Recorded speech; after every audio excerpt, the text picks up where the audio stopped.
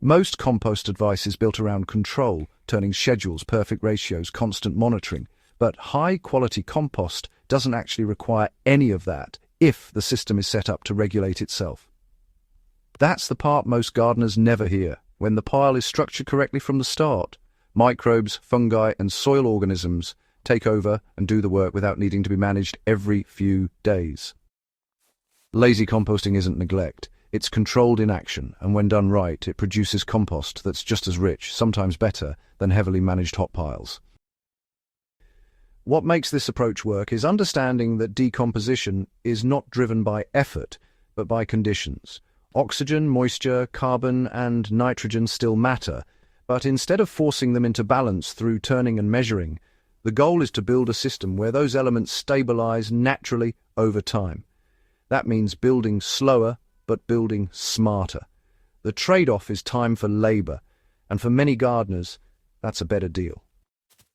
Before getting into how the system is built, it's worth addressing something that quietly determines how successful this method will be. Consistent organic input. A lazy system depends on having a steady stream of material, so the biology stays active instead of stalling. This is where having a reliable way to process kitchen scraps becomes valuable. Using something like the Ouken 4-litre electric composter keeps that flow going without smell, pests, or space issues. It breaks down scraps quickly into a form that integrates smoothly into the pile without slowing it down. The exact unit used is linked in the description, and if it's ordered through that link, it helps support more practical tested guides like this. Also, for deeper breakdowns on composting systems, soil building, and even simple woodworking projects that support your garden setup, subscribe to the email list. The link is in the description. The foundation of lazy composting is layering, but not in the way most guides describe it. This isn't about strict alternating layers or measuring exact ratios. It's about maintaining a rough balance while building a structure that allows airflow and moisture retention at the same time. The base layer matters more than people think. Starting with coarse, bulky material like small sticks, corn stalks, or thick stems creates a natural airflow channel at the bottom. That single decision prevents compaction months down the line. From there, materials are added as they come, but with awareness. Every time a layer of kitchen scraps or green material goes in, it gets covered with a thicker layer of dry material, leaves, shredded paper, or dry grass.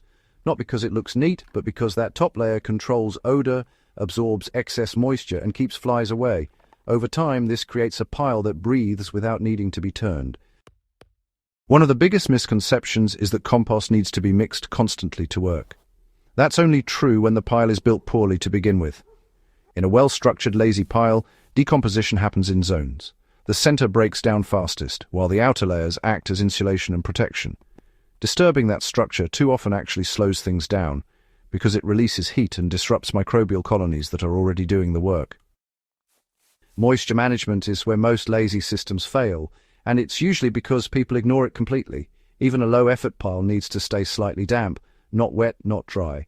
A simple way to manage this without constant checking is to rely on material balance. Greens bring moisture, browns absorb it. If the pile starts smelling or looking slimy, it's almost always too wet, and the fix is simple. Add more dry material and leave it alone. If it looks dry and inactive, adding a small amount of water while layering in greens brings it back to life. Over time, the pile settles and compacts naturally, but because it was built with structure from the beginning, it doesn't suffocate. Fungi begin to dominate, especially in slower systems like this. That's a good thing. Fungal-driven decomposition creates a different kind of compost, darker, more stable, and better suited for long-term soil building rather than quick nutrient release. There's also a difference in temperature. Lazy composting doesn't aim for extreme heat. It might warm up slightly, but it won't reach the high temperatures of a hot compost pile. That means it won't kill all weed seeds or pathogens as quickly, which is the trade-off. But in return, it preserves more microbial diversity and requires almost no maintenance. For many gardeners, especially those building soil over time, that's a worthwhile exchange.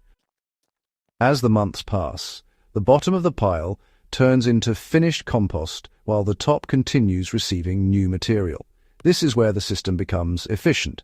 Instead of waiting for a full batch to finish, Compost can be harvested from the bottom while the process continues above. The material at the base should be dark, crumbly, and smell like earth.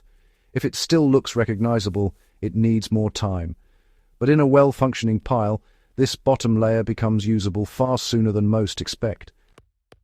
Application is straightforward, but honestly, often done incorrectly. Fresh compost from a lazy system is best used as a top dressing or mixed lightly into the soil surface. Burying it too deep can slow its integration and tie up nitrogen temporarily. Spread it around plants, let water and soil organisms pull it in, and it becomes part of the system naturally. What makes this approach powerful is consistency. Instead of putting in bursts of effort every few weeks, it becomes part of a routine. Kitchen scraps go in, yard waste goes in, and the pile quietly transforms everything over time. There's no reset, no rebuilding, no waiting for the next batch. It's continuous. There's also a mindset shift that comes with it. Composting stops being a task and becomes a background process.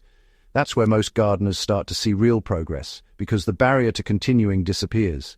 A system that's easy to maintain is a system that actually gets maintained. For those used to hot composting, this method can feel too passive at first, but after running both systems side by side, the difference becomes clear. Hot composting is faster in short bursts, but it demands attention. Lazy composting is slower per cycle, but continuous and reliable. Over a full season, the output is often comparable, with far less effort. The result is compost that improves soil structure, holds moisture, feeds microbes, and supports plant growth without the need for constant intervention. It may not be the fastest way, but it's one of the most sustainable ways to keep building soil year after year. If the goal is to grow better food without turning gardening into a full-time job, this is a system worth adopting. It respects time, reduces effort, and still delivers results where it matters, in the soil.